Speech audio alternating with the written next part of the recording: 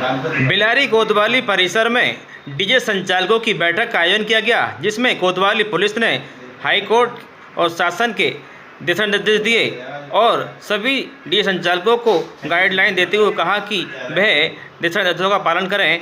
अगर कोई भी घटना घटती है तो वो अपनी इस घटना के स्वयं जिम्मेदार होंगे। आइए देखते हैं क्या है हाई कोर्ट की डायरेक्शन। डीजे संचालक रहे कोतवाली परिसर में मौजूद। हर साल मनाया जाता है और मुख्य रूप से कांवड़ में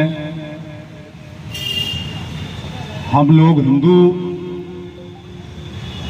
धर्म का बहुत ही आस्था है। जो लोग ब्रज घाट और हरिद्वार से कांवड़ लेने जाते हैं वो लोग आप लोगों का डीजे बुक कराते हैं और आप लोग भी साथ जाते होंगे या अपने नुमाइंदे को साथ भेजते होंगे। आज पहली बात तो हमारे एसपी साहब, मैं उनका इस थाना प्रांगण में बहुत ही हार्दिक स्वागत करता हूं। पहली बार आए हैं, उन्हीं के सामने हमें सौभाग्य प्राप्त हुआ है कि हम और आप साहब के सामने एकत्रित हुए हैं। इनका बहुत स्वागत और अभिनंदन करता हूं। मुख्य रूप से मीटिंगें अक्सर थाने में होती रहती हैं। आज आप लोगों की मीटिंग इसलिए बुलाई है कि कुछ शासन से दिशा निर्देश प्राप्त हुए हैं, उनको हम आप लोगों को अवगत करा दें। पहली बात, कुछ ही लोग ऐसे होंगे जिन्हें मालूम नहीं होगा कि हाईकोर्ट का आदेश है एक निश्चित आवाज में डीजे बजेगा। हाईकोर्ट के आदेश के अनुपालन में आप जिसे भी डीजे बुक करें, आपके नुमाइंदे या आप उनके साथ रहते हैं तो ये विशेष तौर पर ध्यान रखें कि ज़्यादा तेज आवाज़ में डीजे न बजे। विशेष तौर पर आबादी वाले क्षेत्र में, जंगल वाला क्षेत्र हो या रूरल एरिया हो, मैं वहाँ के लिए एक दफ़े को कह भी सकता हूँ, लेकिन आबादी वाले क्षेत्र में एक निश्चित आवाज़ तो 40 डेसिबल बताई है। जितनी कम से कम आवाज़ में आप बजा सकें उतनी कम से कम आवाज़ में आप बजाएं। क्योंकि पिछली बार यहाँ मीटिंग हुई थी, शांति सुरक्षा की हमने मीटिंग ली थी यहाँ पर, तो यहाँ पर कई लोगों ने ऐतराज़ किया था। कोई डीजे बताया है, बैजोई का कहाँ का बताया था, उसकी इतनी तेज़ आवाज़ है कि दुकानों के शीशा गिलास बर्तन जो रखे होते हैं वो गिर जाते हैं और हमारे दिल पर भी चोट ज़्यादा बैठती है। तो मैं उस डीजे की बात विशेष तौर पर नहीं कर रहा हूँ, हम पूरे डीजे की बात कर रहा हूँ जिसमें आप सभी लोगों का डीजे शामिल है। पहली बात तो एक बात है कि जिस वाहन से आप डीजे ले जाते हैं, चाहे वो डीसीएम हो, छोटा हाथी हो, पिकअप हो, जिस वाहन से आप डीजे ले जाते हैं उस वाहन से पीछे की तरफ आप अधिक डीजे निकाल लेते हैं। वाहन की चौड़ाई 5 फीट है, आपने 2 फीट इधर और 2 फीट इधर सरिया लगा करके, एंगल लगा करके और वो 2 फीट निकाल दिया। ऐसा आप न करें। यदि कहीं कोई दिक्कत हुई तो आपके खिलाफ कार्रवाई भी हो सकती है। यदि कोई बात बनी बिगड़ी तो उसके आप स्वयं जिम्मेदार होंगे। जितनी वाहन की चौड़ाई है, आप अपना डीजे कितना भी मालिक कहता रहे, वो कांवड़ वाले कहते रहे या कोई भी एनीबडी या जुलूस वाले कहते रहे, आप उनसे सबसे पहले यही कहोगे कि जितने वाहन की आपकी चौड़ाई है वाहन के अंदर ही हम डीजे रखेंगे। यदि बाहर रखने के लिए वो कहते हैं तो उसके लिए आप हमें बताओगे।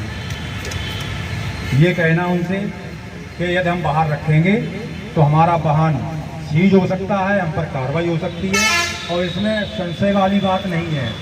यदि कहीं भी कोई बात उठती है आपके डीजे के पीछे, किसी गली में दीवार से डीजे की वजह से, गाड़ी की वजह से डैमेज होती है, कोई बात बनती है, तो उसके लिए आप जिम्मेदार हो जुलूस मालिक, कांवड़ मालिक जिम्मेदार नहीं होगा। मैं आपसे क्लियर बता देता हूँ, केवल सिर्फ डीजे मालिक जिम्मेदार होगा उसके लिए। ये कहीं भी कोई बात बनती है, बिगड़ती है, इसलिए जितना वाहन की चौड़ाई है, वाहन चाहे कोई भी हो, इससे हमें कोई ऐतराज़ नहीं है, लेकिन जितनी वाहन की चौड़ाई है डीजे उसके अंदर ही तय होगा, आप डीजे बाहर नहीं निकालेंगे। तीसरी बात है, जितना ऊपर हाइट आप अधिक नहीं रखोगे।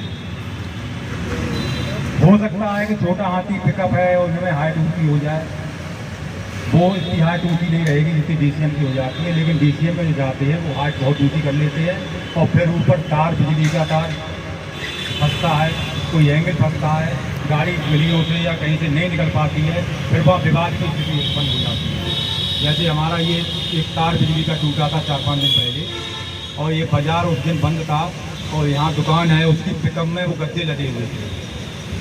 उसने इतने हाइट के गद्दे बना रखे थे, हम लोग गश्त कर रहे थे, शायद आप लोग कोई साथ हो गए, तो उस गद्दे में तार टच हुआ और गद्दे में आग लगी, और मतलब थोड़े ही गद्दे जल पाए थे, तब तक वो बुझा ली गई।